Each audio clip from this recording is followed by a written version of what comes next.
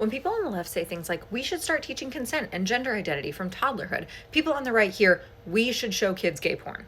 So let me explain what it looks like to teach young children about concepts like consent and gender identity and sexuality. Let's start with consent. You aren't going to explain to a toddler that everyone should get a verbal yes from a sexual partner before partaking in any sort of sexual activity. You teach kids the basics of consent by modeling it. When you're tickling a toddler and they say stop or no, you stop. You explain, you said no. I understand that no means no, so I stopped what I was doing.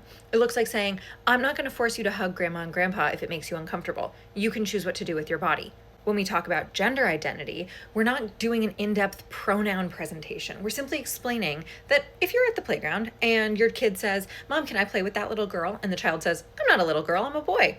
They now speak to that person as a little boy. And this happens all the time. You can't tell from a kid's haircut or their clothes, whatever they're wearing, what their gender is a lot of times. People misgender young children and babies all the time, and it's not a big deal. When my daughter was an infant and wearing neutral clothing, it was not unusual for people to ask me, oh, how old is he? And I would just respond, oh, she's 9 months.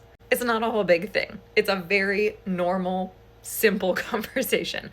And when we're talking about sexuality, it's not going further than, hey, your friend Olivia has a mom and a dad, and your friend Maya has 2 moms. We're just teaching them that families can look different and broadening their worldview from whatever they might see within their own home. People on the right love to fearmonger about all of this, and it's just not necessary because they're making things up. No one is showing toddlers gay porn.